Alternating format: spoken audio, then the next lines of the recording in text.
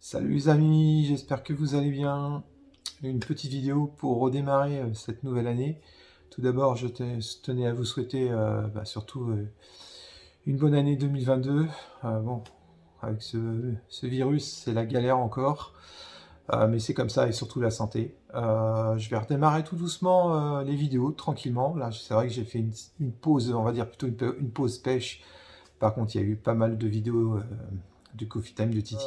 Donc je voulais lancer cette petite intro. Vous allez découvrir mon prochain invité du Coffee Time de Titi, Hubert.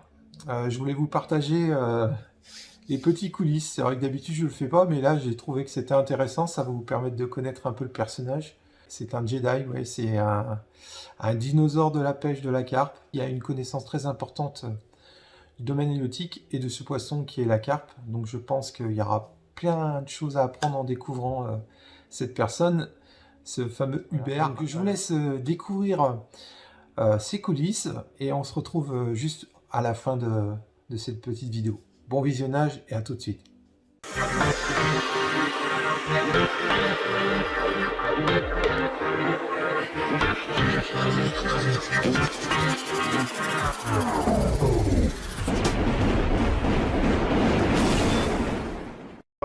Parce que j'allais pêcher en Espagne, que je pêchais la carpe et en mer, en surfcasting, à la traîne, pendant mes vacances. Et mes potes m'avaient, pour mon anniversaire, le 8 août, ils m'avaient offert une canne à black bass avec soie, tout le bordel, les poppers, enfin tout le merdier, quoi. Et puis j'allais toujours dans un lac en dessous de vers Valence, et avec ma femme, on allait pique-niquer et tout, et je pêchais le black bass, machin, tac, tac. Et puis un jour, on arrive il y avait une petite rivière, l'eau elle coulait, et il y avait 20 carpes, des petites communes qui faisaient 2 kilos, 2 kilos et demi, 3 kilos peut-être, le grand maximum, ouais, tu vois, pour les spécimens. Et là, je les vois et j'essayais de les choper, mais j'avais rien. Et puis je dis à ma femme, attends, je jette des morceaux de pain de mie, et machin, et je les laisse dériver. Et je vois qu'au début, elles s'étaient 20, et après, hop, elles gobaient les poumons. Ah, je dis, attends. On est rentré à la maison, je me suis mis sur mon étau. Et t'as fabriqué j'ai fait des imitations de bouts de pain avec du poil de cerf marron et du poil de cerf blanc, et sur des hameçons à carpe, tout machiné. Je les ai taillés en petits carrés de bouts de pain, je les ai machinés. Le lendemain, j'étais là-bas, je les ai défoncés. Ah ouais. Je me suis éclaté. Ouais. Je me suis éclaté. Et du coup, t'es dans quel coin en fait? T'es dans le centre de la France? C'est sur Lyon ou... Moi, je suis Lyon. Je suis juste au sud de Lyon, à Oulin. Je suis au bord du Rhône. Le Rhône, il passe à 2 km de chez moi, là. Ok, ouais, donc... J'ai ça, j'ai la Saône, le Rhône. J'ai tous les grandes gravières Rhône-Alpes, l'Ain, tous les lacs alpins, l'Auvergne avec tous les lacs de barrage. Enfin, t'es bien géographiquement bien positionné. Je suis bien, et puis... Mais bon, ça m'empêche pas, tu vois, là, je veux, comme maintenant j'ai le temps que je suis à la retraite, je veux repartir dans mes road trips que je faisais avant avec mes potes. Alors là, bien sûr, je vais en faire avec des potes aussi, mais je vais en faire avec ma femme. Bah ouais. Et là, bon, cette année, je pars 17 jours au Maroc au mois d'avril. Ouais, ce que tu disais, ouais. Ouais, le Maroc, c'est un truc que j'ai pas fait. J'ai failli le faire avec un pote. Il y a encore, une dizaine d'années, quoi. Mais, moi, j'y étais, ça fera la 5e fois que j'y vais. Apparemment, c'est... Franchement, moi ce que j'adore, c'est faire le pionniering. Tu vois, moi je vais dans un machin, je galère à m'installer, je galère à trouver machin, et je prends 3 poissons de 5 kilos. Bah ouais, tout à fait, t'as réussi à les faire manger. Je me vois déjà avec le drone là-bas en train de faire des images aériennes de ces lacs avec une eau cristalline, turquoise et tout. Ouais, c'est des eaux qui vont plus... moi je connais pas trop, mais à Saint-Cassien en fait. C'est ça, hein. À Sainte-Croix. Ouais, Sainte-Croix, ouais. Sainte-Croix. C'est plus Sainte-Croix. Ouais, okay. Tu sais, parce que c'est très encaissé et cristallin, tu vois. Ouais. Et voilà. Là que tu as fait... Est-ce que tu as fait le Bout Blanc dans le Jura? Ouais. Difficile, mais magnifique aussi. Hein. Ah ouais, magnifique, mais difficile. Moi, c'est surtout difficile avec les marnages. Et puis les accès aussi sont compliqués, quoi. Donc, ouais, mais il y a pas de souci, mais ça fait 43 minutes qu'on parle tous les deux, alors j'imagine pas. Ouais, puis t'as posé. Et en plus, ce qu'il y a de bien, c'est que ça fait 43 minutes qu'on parle, Et t'as posé aucune question. J'ai posé aucune question, ouais. Ouais, non, c'est top. Non, mais c'est con. Putain, je suis bavard. Non, mais moi aussi, bavard, hein. mais bon. Moi aussi, je te rassure. Ah, non. Ah bah l'Italie, t'as le lac de Côme. Ouais, moi j'ai jamais pêché celui-là. Par contre, j'ai fait Vivérone, tous les pays, puis tous les lacs du centre. Ok. Qui sont vraiment du centre de l'Italie. Tu vois, depuis Florence jusqu'à l'Adriatique, tu vois. Ok. Là, il y a des. En fait, t'es plus attiré par le soleil, on va dire. Où il fait chaud et. Ouais, bah. Le froid me gêne Ouais, pas. bah, je vois bien, ouais, parce que quand même. Mais franchement, entre me geler les couilles et les avoir au soleil, je préfère les avoir au soleil. C'est clair, c'est clair. Vois, ah ouais, ok. Donc si je reviens sur les questions, donc sur ton entretien, ouais. donc après, donc il y aura tes lieux de pêche, bon, on en a parlé. As-tu fait de la compétition? Bah moi je connais la réponse, oui t'en as fait, on pourra aborder le sujet. Pourquoi préfères-tu la pêche de la carpe? Ça, tu l'as déjà. Moi, je sais, je connais la réponse, mais tu pourras encore étayer. Au niveau des appâts, après, c'est des trucs. Es-tu plutôt appât naturel ou artificiel? Es-tu plus farine ou pelé? Est-ce que tu es plus sucré, carné ou épais? J'arrive pas à le dire. Épicé, voilà. Voilà, c'est des questions basiques. Voilà, pour détailler. Ouais. Et puis bah donc ça c'est toutes les questions que je poserai, et puis en fonction de tes réponses bah j'en donnerai d'autres, hein, bien sûr je t'en poserai d'autres. Oui. Et puis après on a une partie sur ta chaîne YouTube, parce que c'est le but aussi, c'est de présenter ta chaîne YouTube. Donc comment as-tu eu l'idée de créer cette chaîne? Pourquoi le nom Tribune Up Carp TV? Moi je sais, mais tu pourras le redire. Ouais. Depuis combien de temps? Bah en fait ça fait 14 mois. Et le nombre d'abonnés j'en parle pas, respect. Donc j'y suis. Ah bah si. Je veux pas dire que j'y suis. Ah bah si, tu y es pour quelque chose. Je veux pas dire que j'y suis pour rien, mais que ça ait pris comme ça, c'est simplement parce que voilà, ils sont réceptifs. Ouais, hein, tout à fait. Non, puis t'as une façon de t'exprimer, t'as un aura. Je suis maître Yoda.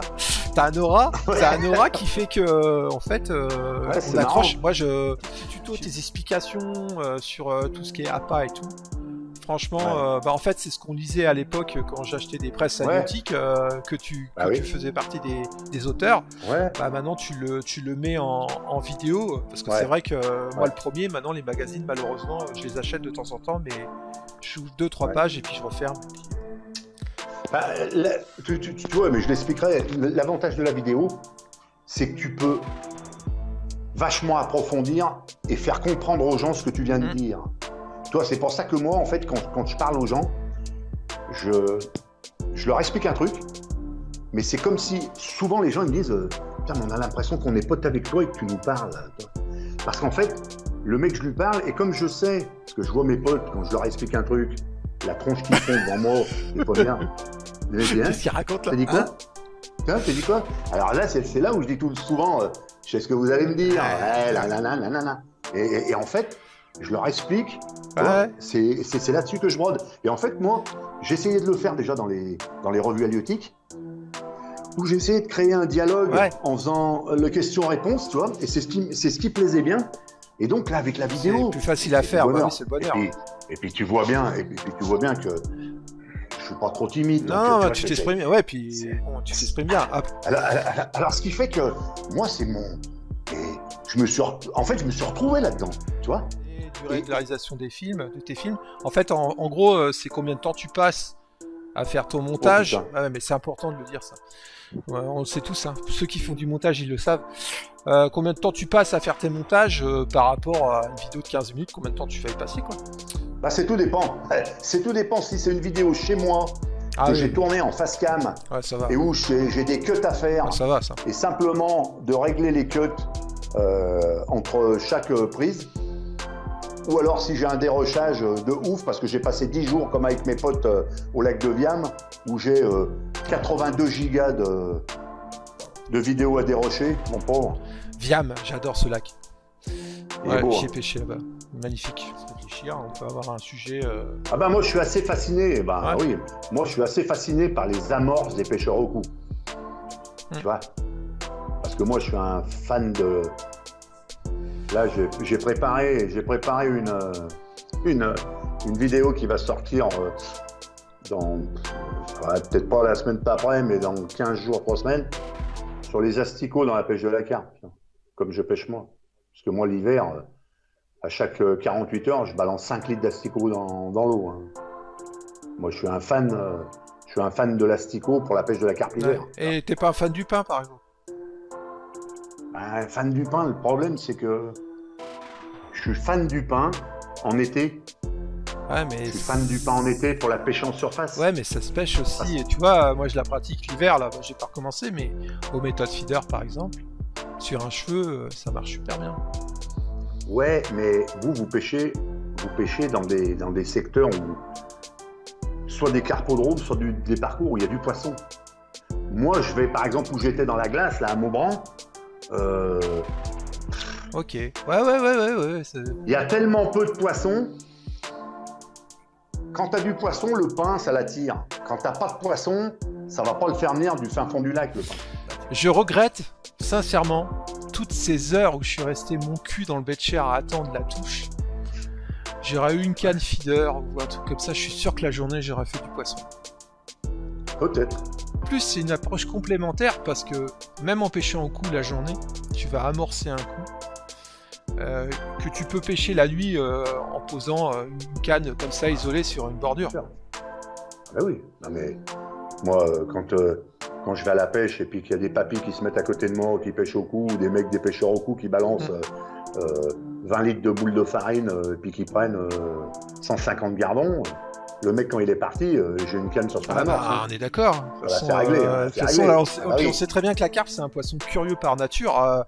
Tu fais venir les petits poissons d'abord et après t'as les gros poissons qui arrivent. Bah, les poissons, la carpe. Et... parler ces gens-là, moi, de toute façon. Mais après, il faut rester humble. Un, ça reste que de la pêche. Ouais. Et puis deux, le partage. On en apprend de tout le monde. Et c'est toujours échanger, c'est la richesse des choses, quoi. Ça permet. Ouais. Tu vois, et c'est pour ça cataloguer les pêcheurs de carpe dans une technique ou l'autre, je trouve ça complètement con parce que il y a à apprendre. Moi, j'ai eu la chance de faire les deux. Il y a à apprendre des deux côtés, quoi. Il y a des trucs. Oui. Ouais. Donc, non mais. vous voyez les amis, je vous avais pas menti, on va passer un agréable moment je pense. Ça a été en fait j'avais lancé l'enregistrement et c'est vrai que quand vous avez deux passionnés qui discutent ensemble, le temps passe très très vite. Puis c'est appréciable. Moi j'ai bien apprécié cette conversation avec lui parce que bon, c'est un grand voyageur, hein, comme il vous explique, il a pêché un peu partout en Europe.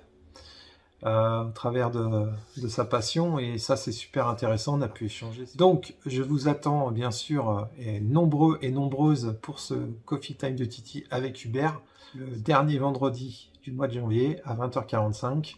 Si je fais ça bien, la date devrait s'afficher par ici je pense, ou par là, enfin vous verrez bien.